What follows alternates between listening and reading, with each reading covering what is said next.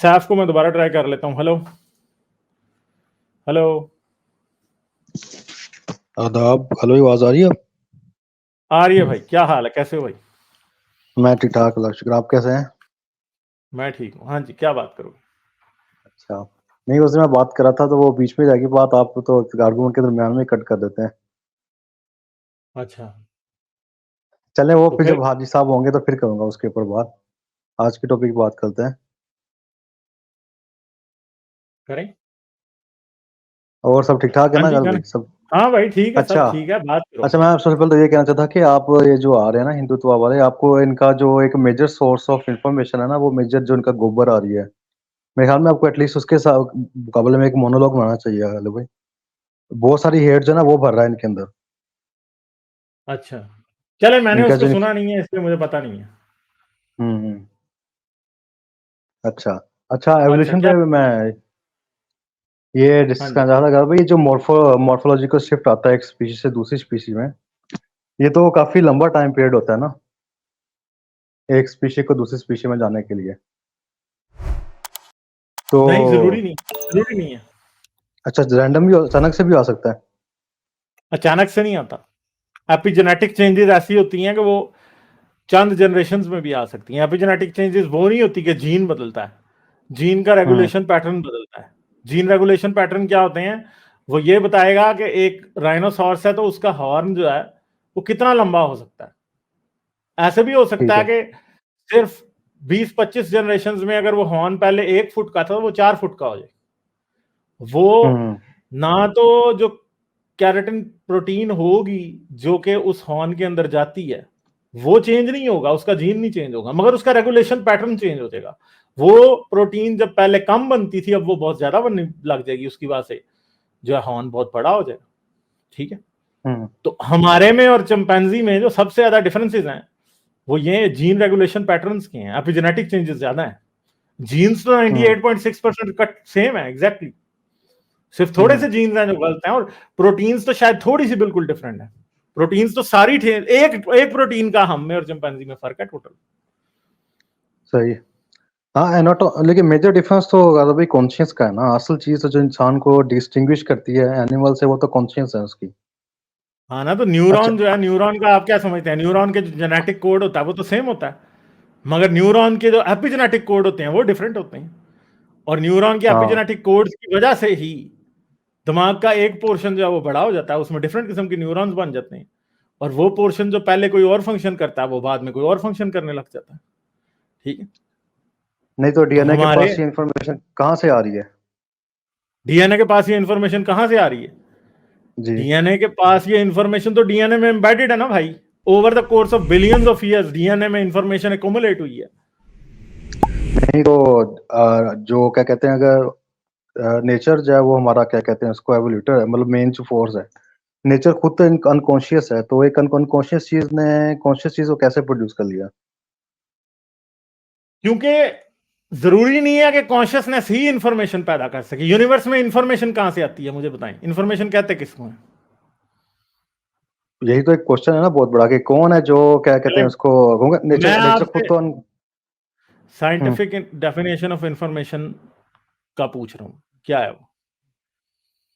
Scientific definition of information जो है, मतलब कोई भी कोई ऑब्जेक्टिव रियलिटी इसको कह सकते हैं आप।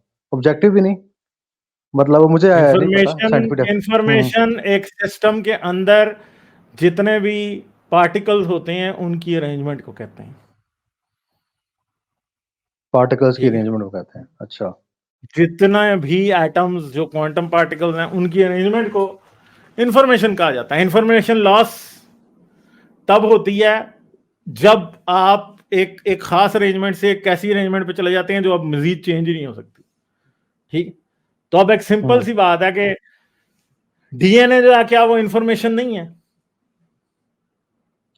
बिल्कुल इंफॉर्मेशन, और उसके अंदर बहुत ज्यादा इंफॉर्मेशन स्टोर्ड भी है।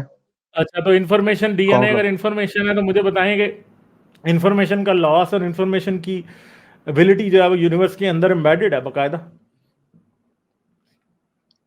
तो ये किसने एम्बेड किया है इसके अंदर, क्योंकि यूनिवर्स खुद तो अनकॉन्शियस है। यार वो तो फिर आप बताएं ना किसने की है, और साथ सबूत भी दें तो उसका। तो इससे मतलब रिजल्ट तो ये निकलता है कहीं ना कहीं कॉन्शियस बीइंग तो बैठा हुआ है, चाहे इस नेचर में या इस नेचर के बाहर। ये तो अंदाजा है, इसको अंदाजा कहते हैं, जिसे आप रिजल्ट कह रहे हैं इसे अंदाजा कहते हैं। नहीं, अंदाजा नहीं है गालिब भाई, ये रिजल्ट है जब तक कि आप ये इसके अदरवाइज प्रूफ ना हो जाए। अगर आपके अब पास देखिए ना, रिजल्ट है तो रिजल्ट का प्रूफ भी तो होता है ना, प्रूफ की तरह। अच्छा अच्छा, मैं अच्छा इससे गालिब क्वेश्चन निकलता है ना, नहीं एक नहीं, इस देखें। क्वेश्चन से भागेंगे नहीं, इस क्वेश्चन पे खड़े रहें जरा, आगे नहीं जाएं अभी। हाँ, मुझे बताएंगे मैं यही आपके कह रहा पास हूँ, इस बात का प्रूफ किधर है कि जो है ये इंफॉर्मेशन किसी ने डाली है। क्योंकि अदरवाइज को इस तरह सिस्टमेटिक इन्फॉर्मेशन कैसे आ सकती है जब तक कि कॉन्शियस बीइंग वो इसको तो इस मैं तरह आपको वो डिजाइन तो ना मैं करे। आपको बता दूंगा कि इंफॉर्मेशन कैसे आ सकती है, वो तो मैं बता दूंगा, वो तो कोई मसला नहीं है। मैं तो आपको पूरी एक्सप्लेनेशन दे दूंगा कि कैसे आई, साइंटिफिक एक्सप्लेनेशन दूंगा, गप्पे नहीं होंगी, अंदाजे भी नहीं होंगे, ठीक है। नहीं, मगर मसला यह है कि आपके पास क्या इस बात का प्रूफ है कि ये इंफॉर्मेशन किसी ने डाली है? ऑब्वियसली कोई भी इंफॉर्मेशन जो है वो अपने आप तो नहीं ना कहीं पे क्रिएट हो सकती। नहीं नहीं, ये तो फिर आपका किसने, अंदाजा है ना, ये हंच हंच नहीं चलते, हंच नहीं चाहिए मुझे, मुझे प्रूफ चाहिए। नहीं तो आप बता रहे हैं डीएनए इतनी इंफॉर्मेशन कहाँ से लेके आ रहा है? वो तो मैं आपको बता देता हूँ, डीएनए में तो इन्फॉर्मेशन के बड़े तरीके हैं, एक तरीका तो नहीं है। क्या तरीका है डीएनए बताएं? में तो, हाँ, डीएनए में डीएनए तो 100 तरीके। जी जी बताएं। हेलो। भैया डीएनए तो छोटा सा होता है, ठीक है। हम्म। डीएनए तो छोटा सा होता है भाई, एक एक जीन है, बिल्कुल। ठीक है। इसकी लेंथ हो 200, 200 भी नहीं, 20 कर लेते हैं, ठीक है। इसके अंदर 20 न्यूक्लियोटाइड पेयर हैं इस जीन के अंदर, ठीक है। हम्म। जब ये जीन सेल डिवीजन के दौरान कॉपी होगा तो ऐसा भी हो सकता है कि ये जीन 2 बार कॉपी हो जाए। ठीक है। तो अब क्या हुआ, ये पहले वाला था और ये इसकी कॉपी बन गई। अगर इसका फंक्शन जो था वो F1 था, तो अब मसला ये है कि ये फिर कॉपी हो जाएगा नेक्स्ट टाइम, ठीक है। ये दोनों फिर कॉपी होंगे। अब अभी तो ये दोनों सिमिलर थे, मगर इसके अंदर एक म्यूटेशन यहां आ गई, पॉइंट म्यूटेशन, एक म्यूटेशन इसके अंदर यहां आ गई, इसके अंदर 1 2 3 म्यूटेशन आ गई। अब अगर इन दोनों का फंक्शन F1 था पहले, हम्म। तो अब इसका फंक्शन जो है वो F2 हो गया और इसका फंक्शन जो है वो F3 हो गया। अब अगर ये प्रोसेस एन टाइम्स रिपीट होता रहे, एन टाइम्स तो कुछ भी हो सकते हैं ना, एन टाइम्स तो जो है वो 100 बिलियन भी हो सकते हैं ना, ठीक है। 100 बिलियन टाइम्स ये प्रोसेस रिपीट हो, तो ये जीन जो कि किसी टाइम इस जीन से पैदा हुआ था, जीन नंबर 1 से जीन नंबर 2 पैदा हुआ था, ठीक है।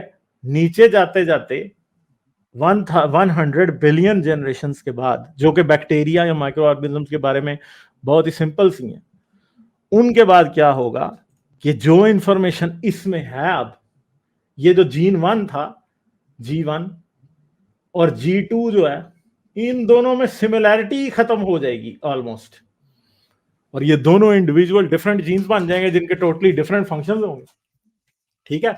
फिर सिर्फ यही नहीं होता, मैं आपको सिर्फ चंद एग्जांपल्स दे रहा हूं। अच्छा। तो इंसान का जो सेल है ना, खैर भाई चुप रहो, चुप।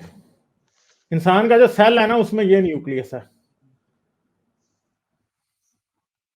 ठीक है। मगर इंसान के सेल में ना कुछ छोटे छोटे डीएनए के पोर्शंस और भी होते हैं, जिन्हें माइटोकॉन्ड्रिया कहा जाता है, ठीक है जी। ये ठीक है। माइटोकॉन्ड्रिया जो है ना, वो पता कहां से आया है? ये एक वक्त एक बैक्टीरिया था जिसने मल्टी सेलुलर लाइफ के अंदर इन्वेड किया, यानी पहले मल्टी सेलुलर लाइफ के पास ये सेल था, ठीक है, अंदर न्यूक्लियस था, और ये माइटोकॉन्ड्रिया एक बैक्टीरिया था अलग से। नहीं, सब कुछ एक्सीडेंटली हो रहा है, ये जो बैक्टीरिया ने आके इनमें इन्वेड किया है। मैं बताता हूं आपको। तो ये जो है, ये किसी टाइम इसके अंदर एंटर हो गया और हम्म। अब ये सेल के अंदर अपना फंक्शन करने लगा है, और ठीक माइटोकॉन्ड्रिया के है। पास अपना डीएनए होता है, ठीक है। तो मसला यह है कि लाइफ जो है वो रिकॉम्बिनेशन करती है बहुत से केसेस में। सिंपली सिर्फ ये नहीं होता कि ये एक सिंपल सा तरीका है और उसके ऊपर लाइफ लगी हुई है और लाइफ अंधों की तरह चल रही है और सिर्फ बाय चांस ही ये सब चीजें हो रही हैं। भैया लाइफ अपॉर्चुनिटी देखती है। इसको अपॉर्चुनिटी मिली थी इसके अंदर जाने की, और इसको चाहिए था ये कि कोई आता इसके अंदर एनर्जी सेंटर बनाता और ये फिर चलता रहता, तो इसने इसका तो डीएनए इंपोर्ट कर। अच्छा, फिर एक वायरस है, वायरस के पास डीएनए है थोड़ा सा, हो सकता है सिर्फ और सिर्फ 2000 पेयर्स का होगा। ये वायरस जाता है आपके सेल के अंदर, ये रेट्रोवायरस है, आपके सेल के अंदर यहाँ पे जो वो डीएनए है वो यूं करके कर्व हुआ हुआ सारा अपना, ये वायरस अपना डीएनए इधर डाल देता है अंदर कॉपी, और यही डीएनए एक नया जीन बन जाता है। ठीक है, वायरस कैसे इवॉल्व होके आ रहा है, वायरस अपने तरीकों से इवॉल्व होके आ रहा है, मगर यहां से इंफॉर्मेशन इसको दे देता है। अब लाइफ अपडेट होती जा रही है बार बार, इसी को तो एवोल्यूशन कहते हैं असल में। नहीं और तो ये प्रोसेस तो हो रहा है। नहीं, आपको कौन कह रहा है एक्सीडेंटली हो रहा है? हमको नहीं कह रहे। किसने कोऑर्डिनेट किया इनको? कोऑर्डिनेट किया ना किसी ने यार। वो तो कोऑर्डिनेटर जब आप दिखाएंगे तो हम मानेंगे ना। वो अभी आप कोऑर्डिनेटर दिखा रहे हैं, हम अभी मान जाते हैं, मगर हमें ये नजर आ रहा है कि ये according to the laws of nature हो रहा है। कोई इधर फरिश्ता नहीं बैठा थोड़ी लेके जो, और कोई फरिश्ता नहीं कॉपी पेस्ट कर रहा। मसला ये है कि आपका प्रॉब्लम हमेशा एक ही रहता है सैफ। आपका प्रॉब्लम ये रहता है कि आप समझते हो कि बर्डन ऑफ प्रूफ हम पे है, हम पे नहीं है। क्योंकि जितनी भी चीजें बायोलॉजी में नजर आती हैं ना, उनमें से एक भी हमें ये नहीं दिखाती कि इसमें कोई खुदा का काम है। ये हो रहा है ट्रायल एंड एरर। ये है trial and error. Trial and error क्या होता है कि इस बार छक्का लग गया कि नहीं लगा, अगली बार छक्का लग गया कि नहीं लगा, जिस बार छक्का लग गया उस बार लग गया। ठीक है, तो खुदा अगर ट्रायल एंड एरर से चुप खुदा अगर ट्रायल एंड एरर से काम करता है ना, तो आप ये नहीं कह सकते कि फिर खुदा ने कुछ बनाया, फिर तो ट्रायल एंड एरर ने चीजें बनाई है ना। ट्रायल एंड एरर वो करता है जिसको पता नहीं होता कि रिजल्ट क्या निकलेगा। ठीक है, तो फिर आप इसलिए एवोल्यूशन को खुदा पे नहीं डाल सकते, क्योंकि एवोल्यूशन एक ब्लाइंड प्रोसेस है जो कि ट्रायल एंड एरर के जरिए काम करता है, और ट्रायल एंड एरर करने की खुदा को जरूरत नहीं है। और अगर आप ये समझते हैं कि खुदा ने एवोल्यूशन को गाइड किया या खुदा ने एवोल्यूशन के थ्रू चीजें बनाई हैं, तो भाई एवोल्यूशन तो फिर ट्रायल एंड एरर है। और अगर आप ये मान लेते हैं कि ट्रायल एंड एरर के थ्रू खुदा ने सब कुछ बनाया, तो फिर आप ये मान लें कि आपका खुदा सब कुछ नहीं जानता, वो कादर मुतलिक भी नहीं है। ठीक है, वो ओमनीपोटेंट भी नहीं है, वो ओमनिशिएंट भी नहीं है, इसलिए एवोल्यूशन खुदा के साथ क्लैश करती है। ठीक है, समझ आ गई बात? अच्छा, समझ नहीं आई? अच्छा, तो बस आप वैसे अच्छा कर दो। नहीं, मैंने आपकी बात सुन ली है। आपकी बात के अंदर अच्छा, बात तो सुनना है, क्वेश्चन तो सुनना है। अगर हिट एंड ट्रायल पे चल रहा है तो कि हमारी दो आईज इकट्ठी क्यों इवॉल्व हुई हैं? पहले एक आई के ऊपर ट्रायल क्यों नहीं कराया नेचर ने इंसान को या मैमल्स को, जहां पे भी पहले आंख इवॉल्व हुई है? ये तो एवोल्यूशन के क्वेश्चंस है ना, और इनका जवाब भी हमें एवोल्यूशन के थ्रू ही मिलता है। ठीक है, ऐसा नहीं है कि आप ये समझ रहे हैं कि दो आईज होना जो है वो खुदा का सबूत है। मुझे बताएं कैसे है? नहीं, आप बताए ना हिट एंड ट्रायल से कैसे है? उससे अगर ट्रायल पे डाला है, हमें एक आईज पे पहले डालती फिर दो आ जाती, ऐसा क्यों है? फिर इकट्ठी दो आईज में ये सेल डिवीजन की वजह से है, क्योंकि सेल डिवीजन हमेशा एक सेल से दो सेल बनते थे। ये चीज वहां से चली आ रही है। ये कॉम्प्लेक्स बात है। ठीक है, आपको मैं समझाने की भी कोशिश करूं तो आपको समझ नहीं आनी। नहीं सर, अच्छा आंखों नहीं तो हमारे पास कैसा फॉसिल रिकॉर्ड होना चाहिए ना, जहाँ पे पता लगे कि ये चीजें फिनिश प्रोडक्ट्स में भी हिट एंड ट्रायल चल रहा है, फिर तो माने हिट एंड ट्रायल है। हिट एंड ट्रायल तो हम जब जेनेटिक्स को देखते हैं तो हमें पता चल जाता है ना। अभी मैंने आपको जेनेटिक्स बताई, आपके पास इस बात का कोई जवाब है? ये जो इंफॉर्मेशन आ रही है, जवाब है कि इंफॉर्मेशन क्यों मल्टीप्लाई हो रही है और ट्रायल एंड एरर के थ्रू मल्टीप्लाई कैसे हो रही है? आपने जो बात आगे से की है ना दो आंखों वाली, वो मेरी बात को गलत साबित किसी तरह से कर ही नहीं रही। आपने सिर्फ छलांग लगा दी है नई बात पे। नहीं क्यों सर? आपकी बात मेरी बात को गलत नहीं साबित कर रही कोई भी। आप अगर जो है ना हिट एंड ट्रायल अगर हो रहा है तो क्या कहते हैं उसको? हिट एंड ट्रायल तो हो रहा है ना यार। आपके पास इसका क्या, आप इसको निगेट करने का आपके पास कोई तरीका ही नहीं है। हिट एंड ट्रायल तो हो रहा है। ये जो इन्फॉर्मेशन आ रही है डीएनए के पास, यही डिवाइन इंटरवेंशन हो सकती है? नहीं, डिवाइन इंटरवेंशन आप भी इतने कॉन्फिडेंट नहीं हो कि आप ये कहो कि डिवाइन इंटरवेंशन हो सकती है। डिवाइन इंटरवेंशन है, आप कह रहे हो सकती है, बिल्कुल हो सकती है डिवाइन। डाउटफुल हो क्योंकि देखिए ना, कहां से इतनी इंफॉर्मेशन डीएनए के पास अदरवाइज कहां से आएगी? या तो नेचर कॉन्शियस है, ये बता दें आप। नहीं तो डीएनए के पास तो इंफॉर्मेशन डीएनए से ही आ रही है ना। कोई वायरस के डीएनए से आ रही है, कोई बैक्टीरिया के डीएनए से आ रही है, वहां से ही आ रही है ना। खुदा तो नहीं दे रहा ना।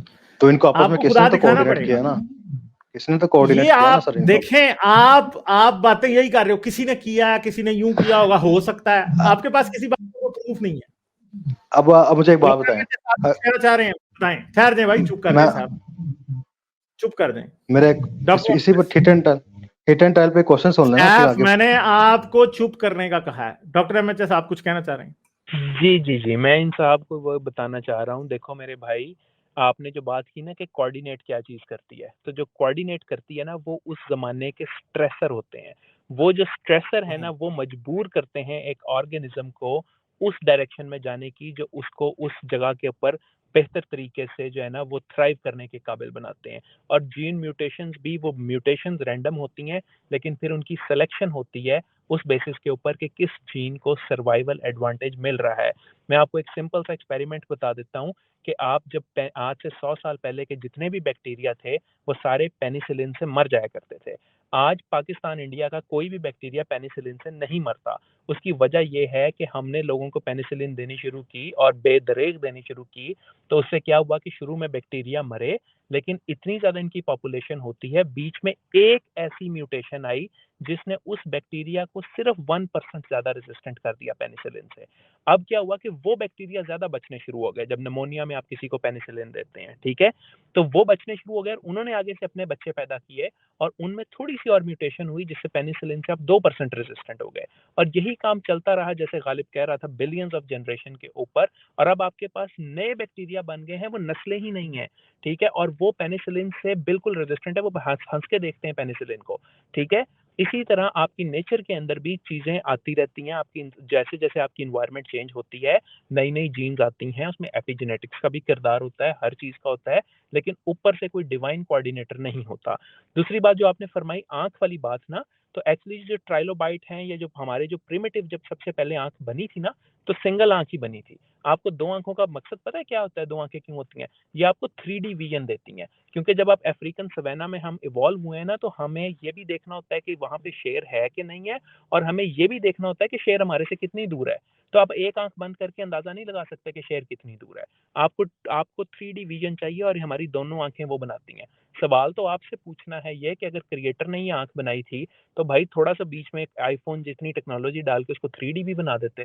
आपको दो आंखें क्यों इवॉल्व करवानी पड़ गई?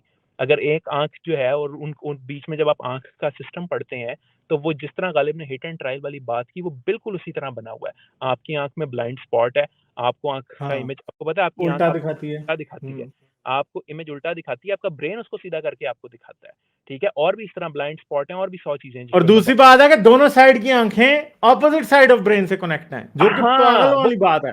वो क्रॉस करती हैं, पागल बिल्कुल। बात है। वो हाँ, उसको हाँ, ऑप्टिक क्याज्म कहते हैं, वहां पे क्रॉस हाँ, करती हैं वो, क्रॉस ठीक है। क्रॉस कर। जिसकी कि अपेरेंटली कोई रीजन नहीं है, कोई रीजन नहीं, वो सिर्फ एवोल्यूशनरी, जब अब वो जो है ना डेवलपमेंटल स्टेज के ऊपर वो ट्विस्ट हो जाते हैं न्यूरॉन्स, और उसकी वजह से अगर दिमाग के दरमियान में कोई ट्यूमर आ जाए ना पिट्यूटरी की जगह के ऊपर, तो उससे दोनों आंखों की विजन चली जाती है, उसको टनल विजन कहते हैं, ठीक है। अगर आप बीच में से ये प्लम्बिंग क्रॉस ही ना कराएं, आप ये लाइनें क्रॉस ही ना करवाएं, मुझे बताएं, हाँ, ठीक तो है, तो बड़े फिर सारे मसलों से बच जाएंगे। आप मसलों से बच जाए। That's all I wanted to say. Thank you जी। हमारा सैफ का कहाँ चिटा ही रहना है। अच्छा अच्छा, चले चले एक क्वेश्चन का बस जवाब दे रहे हैं, फिर उसके बाद आप कंटिन्यू कीजिएगा। अच्छा, मुझे बताएं कि अगर क्या कहते हैं नेचर भी जो है वो हमें सर्वाइवल ऑफ द फिटर के ऊपर इवॉल्व करवा रही है, और क्या कहते हैं उसको आप देख रहे हैं उसके साथ जितने भी जानदार हैं या जितने जानवर हैं वो इकोसिस्टम में अपना एक रोल भी प्ले कर रहे हैं, ठीक है। फॉर एग्जांपल जैसे वल्चर है या इस तरह की और जानदार हैं, तो फिर ये दो चीजें आपस में कैसे एक्सीडेंटली कोऑर्डिनेट हो गई हैं? नहीं, एक्सीडेंटली कोऑर्डिनेट नहीं हुई ना भैया। सिस्टम जिस चीज के लिए अलाउ करता है ना एवोल्यूशन, वहां पे कोई ना कोई जानदार वहां पे आ ही जाता है। मसला ये है कि अगर दरख्त हैं बहुत सारे, और दरख्तों पे कोई जानदार नहीं रहता, और नीचे एक छोटा सा चूहा फिर रहा है जिसे रोज सांप पकड़ लेते हैं, जिसे बिल्लियां पकड़ लेती हैं, या बिल्लियां नहीं कोई और जानवर पकड़ लेता है, कुत्ते पकड़ लेते हैं, और दरख्त खाली पड़े हैं, तो वो चूहा जो है ना over the course of hundreds of thousands of years या मिलियंस ऑफ ईयर्स डेफिनेटली दरख्त पे चढ़ जाएगा, क्योंकि दरख्त एक सेफ हेवन है। दरख्त की तरफ जब वो इवॉल्व करेगा, और एवोल्यूशन उसे इवॉल्व करवाएगी, क्योंकि उधर एक नीश है, उसको वहां पे फायदा हो सकता है, उसे सर्वाइवल एडवांटेज मिल सकता है, तो आहिस्ता आहिस्ता वही चूहे दरख्तों पे चढ़ जाएंगे, ठीक है। और जब वो दरख्तों पे चढ़ जाएंगे तो उनके लिए एक सेफ्टी आ जाएगी। मगर अब वो दरख्त पे चढ़ रहे हैं, मगर साथ वही कुत्ते जो छोटे छोटे फिर रहे हैं नीचे, या सांप जो जमीन पे फिर रहे थे पहले, जब उनका शिकार दरख्तों पे चढ़ जाएगा तो वो भी उस डायरेक्शन में इवॉल्व करने लगेंगे कि वो भी दरख्तों पे चढ़ जाएंगे। तो ऐसे भी हो सकता है कि एक स्पीशीज चूहों का जमीन पे ही रह जाएगा, जो कि शायद अपना साइज थोड़ा बड़ा कर ले या छुपने की बेहतर एबिलिटी हासिल कर ले, बरो करके जमीन में घुस जाए, और दूसरा जो दरख्तों पे चढ़ जाए। तो सांप के भी दो स्पीशीज हो जाएंगे, एक जो बरोज में घुस रहा है, दूसरा जो दरख्तों पे चढ़।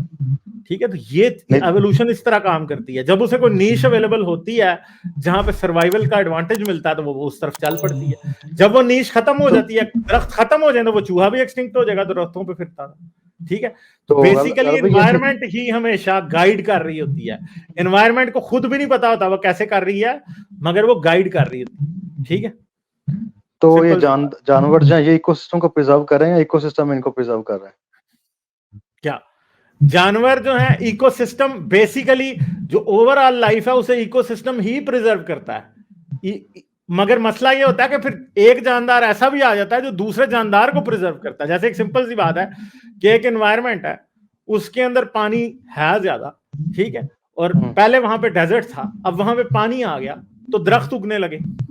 अब दरख्त उगने लगे तो पहले जिस जगह पे कोई और जानवर नहीं रहते थे, दरख्त और झाड़ियां और वेजिटेशन की वजह से बहुत सारे जानवर अब वहां पे इवॉल्व हो जाएंगे। ठीक है, फिर जैसे ही एनवायरनमेंट चेंज होगी तो वो बहुत सारे एनवायरनमेंट जो एनिमल्स इवॉल्व हुए हैं उनमें से बहुत सारे एक्सटिंक्ट हो जाएंगे क्योंकि उनका हैबिटेट डिस्ट्रॉय हो गया। ये दोनों चीजें हैंड इन हैंड चलती हैं ना। देखिए ना, अब अगर फर्ज करें अगर वल्चर ना होती तो जो जानवर है बहुत सारे वो डिजीजेस से मर जाएंगे जो डेड से पैदा होंगी। हाँ, तो पहले मरते होंगे ना। अच्छा, पहले मरते ही थे, मगर मसला ये है कि नेचर ने ऐसा परिंदा इवॉल्व कर दिया जो उसकी सफाई भी करे साथ साथ। हाँ, तो भाई ये तो फिर होता है ना। सही, और ये सब कुछ एक्सीडेंटली था, जब ये एक्सीडेंटली नहीं होता। आपको किसने कहा कि एवोल्यूशन एक्सीडेंटल है? यही तो प्रॉब्लम है ना आपका। तो फिर नेचर कॉन्शियस है ना सर? नहीं है कॉन्शियस ना। अच्छा भाई, आप तो प्रूव करेंगे तो नेचर कॉन्शियस होगी ना। आपने प्रूव करना नहीं है तो आपने कह जाना है। दो फोर्सेस कौन कोऑर्डिनेट कर रहा है आपस में? सर्वाइवल ऑफ द इकोसिस्टम और सर्वाइवल ऑफ द स्पीशीज। ये बिल्कुल इसी तरह है, सिंपल सी बात है कि एक दरिया ऊपर से उतरता है, वो आता है एक जगह पे, उसे बड़े बड़े पत्थर मिलते हैं। ठीक है, अब वो पत्थरों के दरमियान से बड़ी तेजी से गुजर रहा है प्रेशर के साथ, तो गुजर के नीचे वादी में जाता है, और अब वो पत्थर वहां पे पड़े हैं, अगले 1000 साल वो वहां पे फ्लो करता रहता है। तो उसकी वजह से, पत्थरों की वजह से हमेशा एक छोटा सा डैम बनता है। मगर क्या होता है, एक दिन दरिया इतनी ताकत से निकलता आता है तो वो पत्थरों को तोड़ देता है, तो वो डैम टूट जाता है। नेचर के साथ भी ऐसा ही होता है कि एक टाइम पे किसी चीज का हर्डल बना होता है, वो टूट जाती है। वो तो फिजिकल लॉ से समझ आ रहा है ना, लेकिन एक ऐसा भाई ये भी पूरा जानदार लाइफ। एक और बात आपको सैफ, मैं आपको एक बात बता दूं, आप ना पढ़ लें थोड़ा सा। ये सिर्फ आके तुक्के ना लगाया करें, पढ़ें जाके। ठीक है, चलें, बहुत शुक्रिया आपका, थैंक यू। तो भाई मसला ये है कि इन लोगों ने पढ़ने की कोशिश करनी ही नहीं है, कोई भी तुक्के लगाने हैं आके हमेशा। वो ये बंदा पिछले 4-5 बार से तुक्के ही सिर्फ लगा रहा है, यही चल रहा है सिर्फ और कुछ नहीं है। ठीक है, तो भाई पढ़ लो ना, एक किताब तो पढ़ो एवोल्यूशन पे। समझते हैं कि मैंने ये नुक्ता पकड़ लिया तो ये नुक्ते की एक्सप्लेनेशन नहीं। भाई जितनी बातें आप करते हो हर एक की एक्सप्लेनेशन है। हम कई बार आपको समझा नहीं सकते, कई बार आप लोग समझ नहीं सकते। जैसे कि अब इसको मैं समझा भी रहा हूं तो ये समझ नहीं पाएगा, तो ये समझेगा कि ओहो जी पता नहीं एवोल्यूशन गलत हो गई। एवोल्यूशन कहीं गलत नहीं हुई भाई, एवोल्यूशन नेचर है।